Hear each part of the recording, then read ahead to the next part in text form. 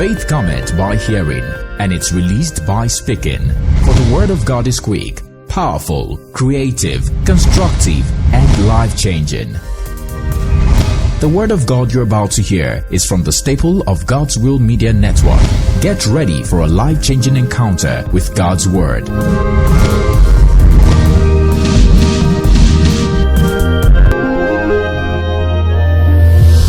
Temptation it has duration. It's not as if you cannot come out of it. Once you insist, he said, resist the devil. That's what the word says. Say, resist the devil. Many of you don't resist him because you like what is coming. Don't talk to that girl again. Okay, I won't talk to her, but you are still keeping her phone number. Don't talk to that brother. I won't talk to the brother. Still keeping her phone number. Brother, come and greet me. And the brother will say that there won't be fornication, but I will come. Are you supposed to go? When the Bible says flee, the Bible says you should flee.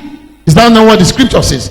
It says flee fornication, flee adultery. That's what the Bible says. He didn't say you should sit down and begin to what? Negotiate. Many of you negotiate with the devil. In fact, you come for prayers after negotiation. Say, Pastor, I need to go to my village. I know I shouldn't go, but it's compulsory that I should go. Did you hear that statement? I know I shouldn't go, but it is compulsory that I should go. The Holy Spirit is telling you not to go, but you say it's compulsory, then you went there. And most of the problems that we fight for a long time are problems that we deliberately invited into our life. Go and study. The problems in your life that you fight for a long time before it disappears are the ones that you deliberately invited against every warning sign. You received all the signs not to do it, but you went into it. You started the first stage, the Holy Spirit was hitting you. The second stage, the Holy Spirit was hitting you. The third stage, now the voice of the Spirit is being lowered down. Now at this level, then you get to the fourth stage. It is after the fourth stage that judgment begins. That's why I said that the wages of sin, go and check. It didn't say the wage of a sin is there. He said the wages. He knows that you must have been investing in it. Just like you can invest in righteousness. Your tithe and offering is useless if your redemption is not correct. Did you hear me? Your tithe and offering is useless if your redemption is not correct. Don't cuckoo give it. Take your money to your house. God does not accept it because he chose obedience over sacrifice. It is first of all a life of obedience. That is when your sacrifice will be acceptable. Are you hearing what I'm saying? It is sacrifice done in righteousness that pleases God, but sacrifice in unrighteousness provoke his anger and his wrath. It is not only when you obey God's commandment that you say that you are living or working in obedience. That there are some things that are not written in the scriptures. There are some personal instructions that God will tell you to do, that when you disobey to do it, it is disobedience. And you receive the same judgment, just like somebody that broke the law.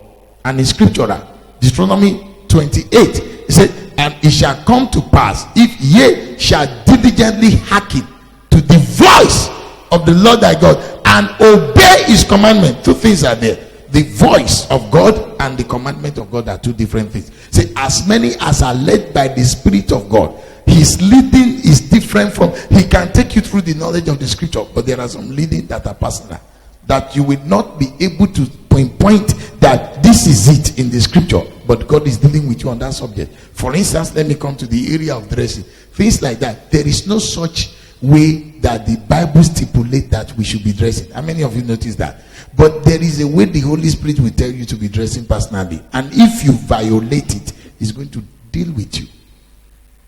And it's very easy for you to start pointing to somebody that is doing what he is telling you not to do and is having correct fellowship. So, for example, now, God is telling you, I don't want to see you in cinema house. Say, I saw TD Jakes with his family, for God's sake. TD Jakes. Are you trying to say that you are more anointed than TD Jakes? He was there watching cinema. Then the Holy Spirit will ask you if your name is TD Jakes.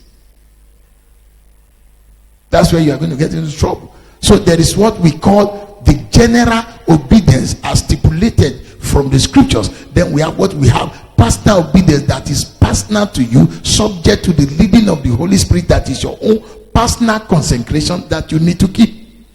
The message you just listened to is from the staples of God's Will Pentecostal Interdenominational Ministries. We hope you've been blessed richly. To get more messages such as this, connect with us on social media. God's Will Pentecostal Interdenominational Ministries on Facebook. God's Will Pentecostal Interdenominational on YouTube.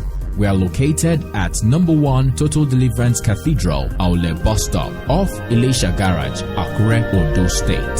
Thank you for listening. God bless you.